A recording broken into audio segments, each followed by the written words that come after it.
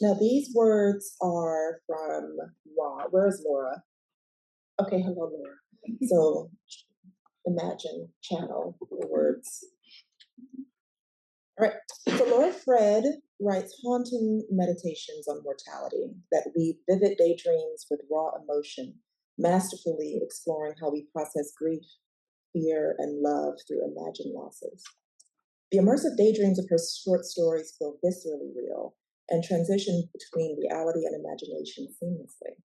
And yet, they disorient us, her lucky readers in precisely the right ways. Laura's stories capture the complex, ambivalent, and complicated emotions around difficult family members with the authentic mixture of love, worry, and irritation that characterizes close relationships. She writes the kinds of sensory details that ground readers in each of her stories' scenes and explores grief from multiple angles and through both anticipated and unexpected loss, showing how we often rehearse tragedy in our minds. Her characters build emotional tension through mundane moments like washing dishes or checking a sleeping cat's breathing. They convey authentic internal dialogues from self-bargaining, spiraling thoughts, and the ways our minds create worst-case scenarios. Laura's work is both deeply personal and universally unsettling. Take, for example, her haunting exploration of, I don't know this word, trichotillomania, which transforms a personal compulsion into cosmic horror with mesmerizing precision. I like it.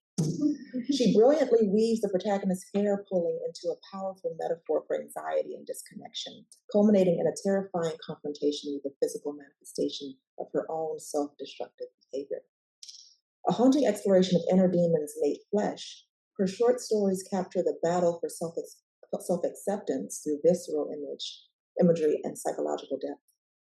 And the final piece of her thesis is a razor-sharp satire that skewers bureaucratic incompetence and environmental hypocrisy.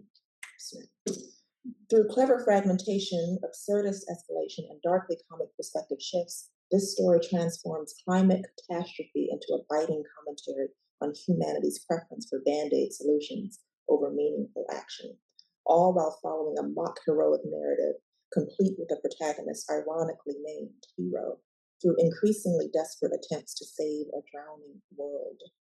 Love it. It is a pleasure to introduce Laura Fred. Thank you to Ra, if you are watching, for that introduction, and also for agreeing to be my thesis chair, and for understanding my tendency toward hyper-independence and 11th hour task completion when it comes to this process. And I also want to thank Venita and Brenna, who I don't think is here, for serving as my readers on my thesis committee. And I also want to thank the MFA faculty at large. Thank you for your mentorship and also for being such incredible stewards of this program. And also thank you, Jefferson, for all the work that you do for us and for helping out with all these events and keeping them running smoothly.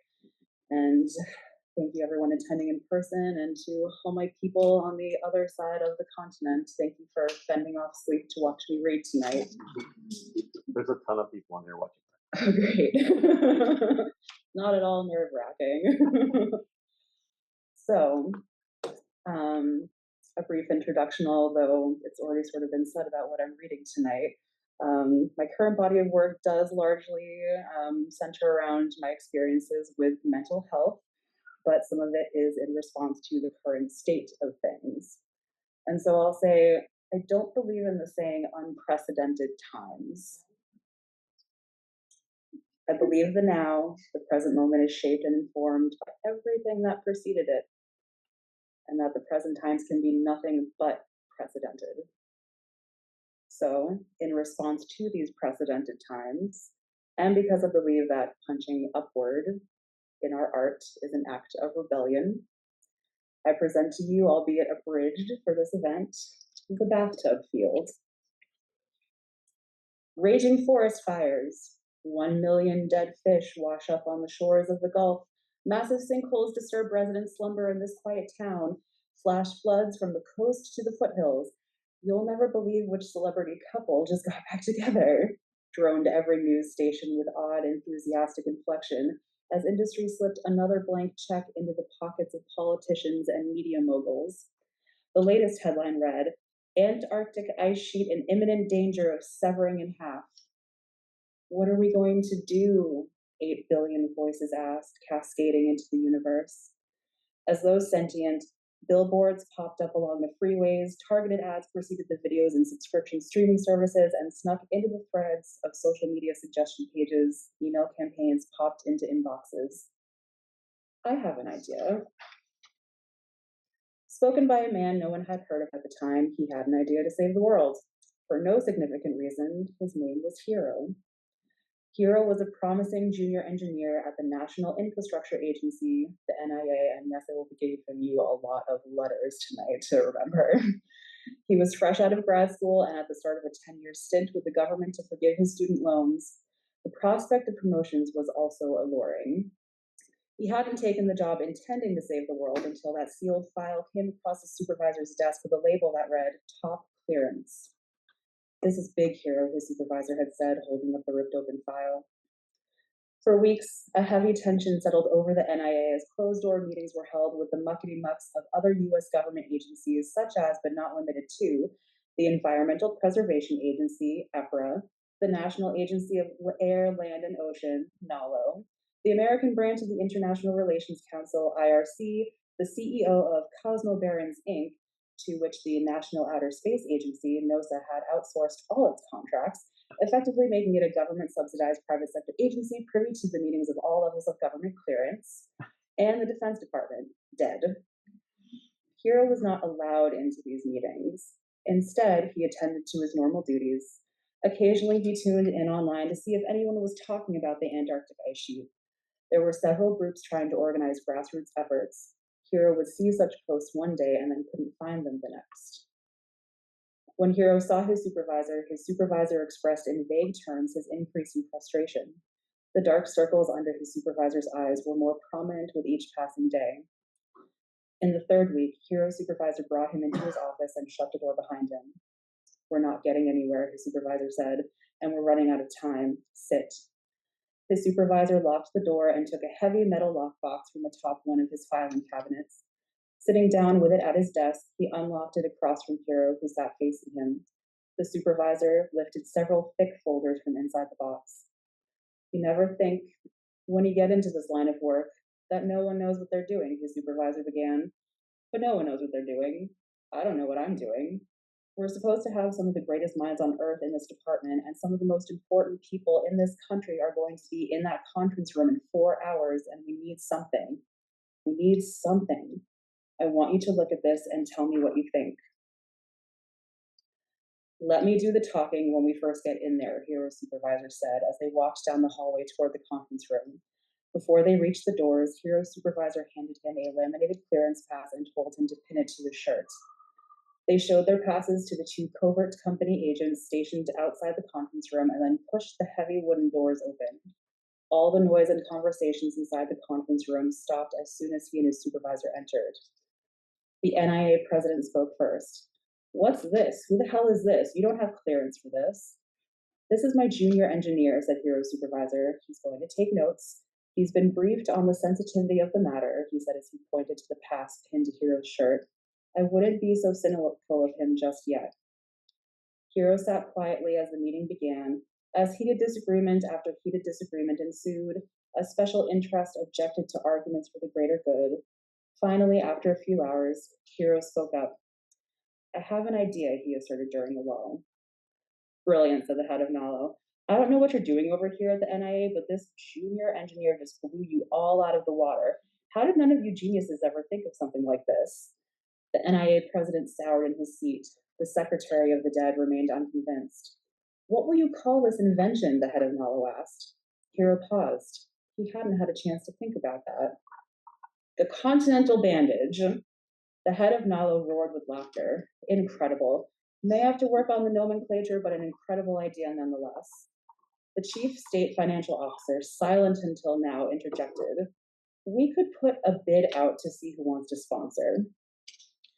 In the weeks that followed, the NIA was abuzz with developing presentations and small-scale prototypes of what came to be known for contract bids from the private sector as the Continental Band-Aid, trademarked.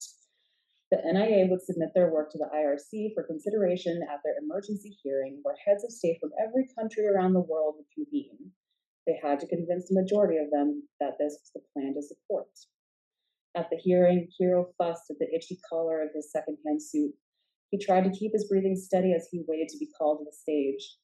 At the podium, with the lights blinding him and his supervisor at his side, he started his presentation, flipping to the first slide on the projector.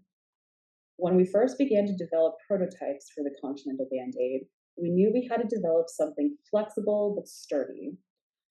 What we've come up with is a graphene silk prototype. It's flexible enough to handle any movement or shift from the currents, but durable enough to hold. The Continental Band-Aid, Hiro continued, will be made of several layers of graphene silk woven together, reinforced along the parameter and secured to the ice sheet with hyperdyneema fiber. Since the Continental Band-Aid can't adhere to the ice sheet like a traditional Band-Aid does to skin, we've come up with a system of chromium anchors for each end of the Band-Aid. We'll drill down into the Antarctic bedrock and set the anchors there. Using low tarnish materials, our Band-Aid will last for thousands of years. At the end of Hiro's presentation, the room vibrated with hundreds of hushed conversations between heads of state. In the end, all but a handful of countries agreed to assist with the development of the Continental Band-Aid. When the Continental Band-Aid was near finished, the US government announced their plans to the public, and soon after, crowds gathered on the square for a presidential speech as millions more watched on TV. We have the best minds, the best resources, the best plan, the president drawled into the microphone. We've got the best people with the best experience working on this, and we're all going to be okay. You just wait and see. 4 years from now, the president winked, this will be just one more test of our nation's endurance through which we persevered. Following the president's speech, the usual buzz of discourse zipped around the servers. Some news stations even interviewed people at the square where the president spoke.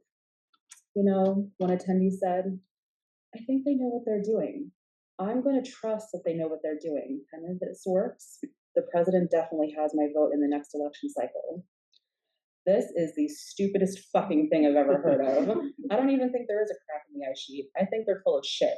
All you sheep don't see that they're full of shit. It's not quite what I had in mind for a solution, but I'm not a scientist. I say we need to try everything we can think of. I'm afraid of there not being a world my kids can live in. I tell you, if God wanted that ice to stay together, then he probably would have kept it that way. There's a divine plan, I can tell. Trust it. Amen. The day the Continental Band-Aid was affixed to the Antarctic continent, the whole world watched the live footage broadcast from drones. Spirits were high. The holes had been drilled into the bedrock and the chromium anchors had been secured by the time Hiro and his supervisor arrived with the NIA president, the head of NALO, and the secretary of the dead. Officials from EPRA were not permitted on site as they recently tried to halt the Continental Band-Aid over concerns for penguin habitats. All that was left was for the dyneema stabilizers to be tightened via the chromium anchors. Hiro watched with his supervisor and the other top officials from a vessel off the Antarctic coast. The CEO of Cosmobarons Inc. was watching from his own vessel. Hiro could see the fracture in the ice sheet. It looked deeper than he expected, but he put that out of his mind. The barges that were hooked up to the stabilizers started their engines and began moving forward, easing into the knots. The Band-Aid grew taut, and for a moment, the fracture was imperceptible. All stood silent as they waited to see if the stabilizers would hold. When nothing happened, Hiro could hear cheers and clapping coming from outside on the deck.